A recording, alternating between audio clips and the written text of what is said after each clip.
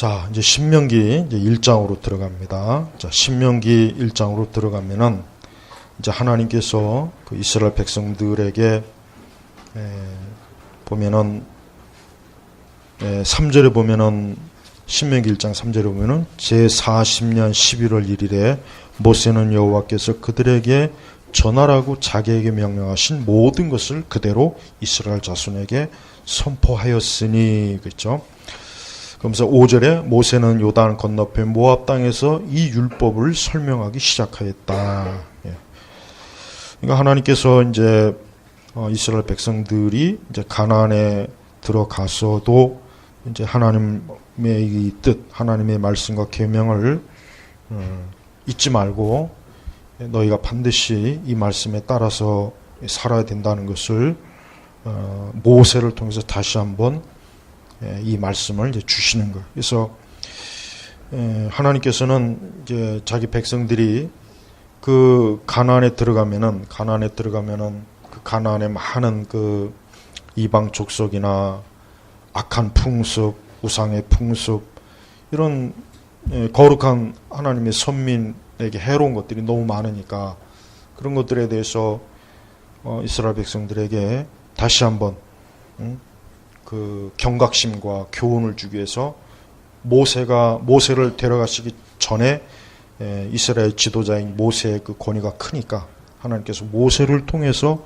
이제 다시 한번 이 말씀을 준 거예요. 그래서 우리는 신명기를 사실은 꼼꼼히 읽어봐야 됩니다. 왜냐하면 신명기는 어떻게 보면은 모세 오경의 제일 마지막 부분이고 말 그대로 이스라엘이 이제 그 여호수아가 이제 모세를 대신해서 이제 이스라엘을 지도하죠. 사실 그때부터는 엄밀히 얘기하면은 이제 그 구약의 그 족장 시대는 지나가는 거예요. 엄밀히 얘기하면. 그러니까 여호수아 시대 들어가면 훨씬 더 이스라엘 백성들이 그 뭐랄까 좀 이렇게 흐트러진 분위기가 나요. 그리고 이제 여호수아를 지나서 이제 사사기를 들어가면 완전히 뭐 이스라엘은 그냥 오합지졸이 돼가지고 엉망이잖아요, 엉망. 그러니까 모세 시대가 가장 권위 있었고 그 다음에 여호수아. 이제 그 이유가 이제 문제가 되는 거예요. 그래서 우리는 이 신명기를 통해서 하나님께서 우리에게 주시는 그 말씀과 뜻을 잘 잊지 말고 너희가 이 말씀대로 살고 너희가 이대로 유대 사회 그 12지파 유대 사회를 잘 유지하도록 하나님께서는 아주 세세하게 유대인들이 어떻게 생활하고 재판은 어떻게 하고 어떤 문제가 생겼을 때는 이렇게 하고 이런 것들을 이 신명기에 다 아주 그냥 세심하게 하나님께서 주신 거예요. 그래서 특별히 이제 구절 이후로 들어가면은 이제 모세를 세웠고 또 모세는 자기가 이 많은 백성들을 혼자 하려니까 너무 힘들다. 그래서 이제 다시 뭐 그 지파대로 1000부장, 100부장, 50부장, 10부장을 세워가지고 이스라엘을 좀 더 체계화시킨 거예요. 체계적으로 시켜서 이스라엘이 좀 더 조직적이고 그 다음에 행정적으로 형식적으로 이스라엘이 가나안에 올라가서 그 국가의 어느 정도의 그 조직된 그 사회를 이루도록 하나님께서 이제 이 미리미리 짜주는 겁니다. 또 하나님께서는 이스라엘 백성들이 항상 어때요? 광야에서 하나님께서 이스라엘 백성들을 다뤘던 거, 광야에서 불순종하고 광야에서 하나님의 진노를 받고 또 광야에서 하나님의 뜻을 어긋나서 너희들이 그런 것들도 다 이 신명기에서 교훈으로 이스라엘 백성들로 하여금 그들이 어때요? 교훈을 삼을 수 있도록 또 이 신명기 내용이 그렇게 들어간 것입니다. 11절에 보면은 여호와 너희 조상의 하나님께서 너희를 지금보다 1000배나 더하시고 너희에게 말씀하신 대로 너희에게 복 주시기를 바란다. 자 보십시오. 하나님께서 자기 백성들을 향한 뜻이 뭐냐면 이 11절이에요. 그러니까 하나님께서는 자기 자녀들, 자기 백성들을 정말 복되게 하시고 지켜주시고 자기 백성을 정말 아껴요. 굉장히 아끼시는 분이에요. 그러니까 지금도 그렇습니다. 지금도 우리 그리스도인들이 알아야 될 거냐면 뭐냐면 하나님께서는 우리를 정말 아껴요. 굉장히 아끼고 소중하게 우리를 하나님께서 대해 주셔요. 그러니까 우리는 그걸 알아야 됩니다. 절대 하나님께서 우리를 방치하거나 하나님께서 우리의 삶이 복되기를 원치 않거나 우리가 이 땅에서 사는 동안 하나님의 저주를 받고 형벌을 받고 하나님 그걸 전혀 기뻐하지 않아요. 정말 하나님 그걸 기뻐하지 않습니다. 오히려 이 말씀대로 너희를 지금보다 1000배나 더 하시고, 그러니까 이스라엘 백성들이 흥왕하는 거, 그 다음에 너에게 말씀하신 대로 너희에게 복 주기를 바란다. 이게 하나님의 뜻이에요. 우리 신약교회들도 그렇습니다. 우리 신약교회 성도들도 하나님께서 정말 우리를 사랑하시고 아끼신다는 거, 우리를 정말 지켜주시고 보호하시는 것, 정말 우리를 애지중지한다는 걸 알아야 돼. 애지중지한다는 거. 하나님의 그 마음을 알지 못하면은 그 신앙생활 할 때 보면은 하나님에 대한 원망도 나오고 불평도 나오고 자꾸 그래요. 27절에 보면은 너희는 너희 장막 안에서 원망에 말하기를 여호와께서 우리를 미워하심으로 우리를 아모리 사람들의 손에 넘겨주어 전멸시키려고 우리를 이집트 땅에서 이끌어내셨다. 그러니까 이스라엘 백성들이 너무 생각이 없는 거예요. 아니 하나님께서 이스라엘을 미워하고 절면시키려면 그냥 애굽에서 그렇게 해버리지 굳이 무슨 광야까지 끌어낼 필요가 뭐가 있겠습니까? 그럴 일이 없잖아요. 근데 이스라엘 백성들은 뭐예요? 장막 안에서, 그러니까 그들이 그 집에서 뭐라고 지들끼리 쏙닥거리냐면 원망하면서 야 하나님께서 보니까 우리를 사랑해서가 아니라 우리를 미워하는 거야.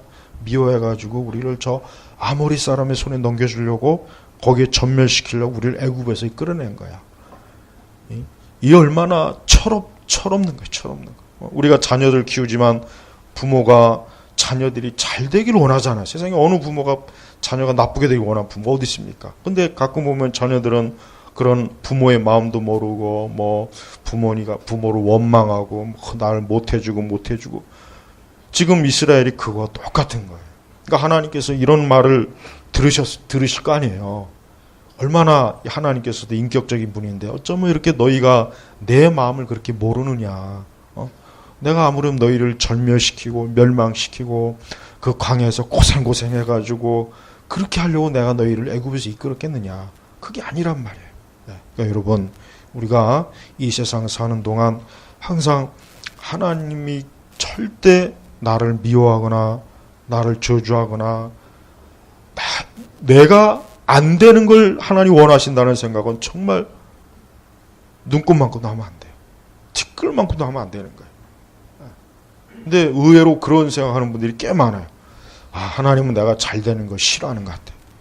하나님은 내가 행복하는 걸 싫어하는 것 같아. 하나님은 내가 좀 이 땅에서 복되게 사는 걸 하나님 원치 않은 것 같아. 그런 생각을 의외로 많이 갖는 것 같아요. 그런 생각을 정말 하면 안 돼요. 그런 생각을 하는 사람들이 바로 이 이스라엘 백성들이에요. 그러니까 자기네들끼리 모여가지고 엉뚱한 길에 나가고 엉뚱한 짓이나.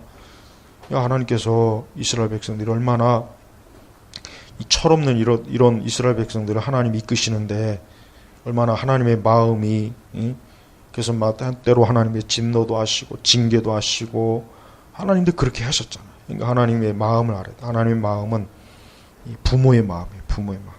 자기 자식을 아끼는 거예요. 자기 자식을 사랑하는 거예요. 자기 자식들이 조금이라도 잘못될까 봐 애지중지하고 보호하시고 지켜주시고. 그래서 우리가 성경에 보면 알겠지만은 하나님께서는 자기 백성들을 건들면 반드시 하나님께서 그 자기 백성을 건든 그 국가나 민족은 아주 하나님께서 혹독하게 멸망시켜요. 그러니까 하나님께서는 당신이 하나님의 백성들을 징계하고 그들을 채찍질하지만 하나님의 원수, 이스라엘의 원수가 이스라엘 백성들을 해를 주는 것은 하나님이 아주 단호하게 어때요? 그걸 대처하는 거예요. 그러니까 하나님이 자기 백성을 그렇게 아끼시고 엄청나게 사랑하는 거예요. 그러니까 우리가 앞으로 살아가는 동안 어떤 일이 있어도 하나님의 그 뜻을 어긋나서 가면 안 돼요. 하나님은 우리가 하나님의 뜻 가운데 이 땅을 살아가면 하나님 우리의 모든 것들을 정말 책임져 주시는 하나님이에요. 우리의 모든 것들을 지켜주시고 보호하시고 인도하시고 도와주시고 우리의 앞날을 예비해 주시고 우리의 갈 길도 인도하시고 우리의 원수와 우리를 대적하는 자들로부터 우리를 지켜주시고, 그러니까 매사에 하나님은 단 한시도 우리에게 눈을 띄지 않아요. 그거를 명심해야 돼요. 하나님께서는 이렇게 하나님의 뜻을 잘 알도록, 이게 신명기의 목적이에요. 그래서 39절에 보면 이런 말씀이 있죠. 오히려 너희가 사로잡혀 갈 것이라고 말했던 너희 어린아이들과 그날의 선과 악을 분별하지 못했던 너희 자녀들은 그리로 들어갈 것이니 내가 그들에게 그 땅을 줄 것이며 그들은 그 땅을 차지할 것이다. 그러니까 하나님께서 이제 그 1세대 이후에 그 자녀들은 어때요? 그 자녀들을 하나님께서 가나안 땅으로 이끌어 가게 하신다. 이제 그거를 얘기하는 거고, 또 이들의 결국은 뭐 가나안 땅에 들어가는 것은 이 광야 1세대 그 자녀들이 결국은 들어가요. 그 부모 세대는 다 광야에서 이제 하나님께서 이전에 말했던 대로 다 저들은 이제 하나님이 이제 심판하셔서 광야에서 죽고, 그래서 우리 성도들이 살아가는 동안 우리는 이 신명기, 즉 하나님께서 말씀하신 이 그대로 우리 성도들은 이 땅에서 어때요? 하나님께서 하시는 인도하시는 대로, 하나님이 명령하시는 대로, 하나님이 하라고 하는 대로, 하나님 하지 말라고 하면 하지 않고, 그러니까 매사에 우리가 그렇게 살아가면은 하나님 반드시 우리에게 약속한 이 축복과 은혜를 준다는 것을 우리가 알아야 됩니다. 그리고 우리가 알아야 될 것은 하나님은 자기 백성과 자기 민족을 단 한 번도 떠나질 않아요. 이게 제일 중요합니다. 그러니까 단 한 번도 떠나질 않았나요. 그러니까 아브라함, 자 보십시오. 구약에서 아브라함부터 시작해가지고 계속해서 이제 이 역사를 보면 알겠지만은 하나님은 자기 백성을 단 한 번도 떠나질 않아요. 이게 제일 중요합니다. 우리 성도들은 앞으로 살아가면서도 그래요. 하나님은 절대로 나를 떠나지 않는다. 요거 꼭 명심해야 돼요. 하나님 나를 절대로 떠나지 않는다. 나에게 징계도 주시고 채찍도 주시고 복을 또 주셔요. 다양하게 하시. 그러면서 나와 함께 하는 거예요. 그러니까 우리가 하나님이 함께 하신다 했을 때 우리는 하나님이 나와 함께 하신다는 것은 하나님이 내가 불순종하고 하나님의 뜻을 어겼을 때는 징계하는 것으로 나와 함께 하는 거예요. 또 내가 하나님께 순종하고 하나님의 뜻을 따랐을 때는 내가 복을 주는 것으로 하나님이 함께 하시는 거예요. 이게 바로 하나님이 함께 하시는 거예요. 우리가 성도는 하나님이 함께 하신다는 걸 이런 거로 아는 거예요. 그래서 내가 좀 잘못하고 어리석은 길로 갔을 때 어떤 징계가 오고 채찍 오잖아요. 그럴 때 하나님이 나와 함께 하시는구나. 야, 내가 벌써 금세 하나님의 뜻을 벗어나니까 이렇게 하나님께서 또 이렇게 하나님이 징계를 하시는구나. 그때 아는 거예요. 그게 오히려 하나님의 사랑을 아는 거지. 그걸 원망하면 안 되죠. 근데 이스라엘 백성들은 그럴 때마다 원망해요. 그럴 때마다 원망하고 불평하고 오히려 하나님이 우리를 떠나지 않았구나. 오히려 우리와 함께 하는구나. 야, 하나님께서 우리의 일거일투족을 이렇게 보시는구나. 그걸 깨달아야 될 사람들이 오히려 뭐야? 잘못했을 때 자기들이 잘못해놓고 하나님께서 매를 친다고 하나님 원망하니, 그냥 하나님 보실 때는 이게 이스라엘 백성들이 영적 상태가 어때요? 지극히 나쁜 거죠. 우리가 매사에 하나님이 나와 함께 하신다는 것은 두 종류로 알아요. 우리가 하나님 앞에 순종했을 때 하나님이 기뻐하는 걸로 알 수 있고, 또 하나는 내가 하나님께 불순종했을 때 역시 하나님께서는 절대 그걸 그냥 넘어가지 않고 반드시 하나님이 꼭 징계를 합니다. 징계를 해서 다시는 너가 그렇게 하지 말아라. 다시는 너가 그렇게 어리석은 길로 가지 말아라. 하고 하나님께서 어때요?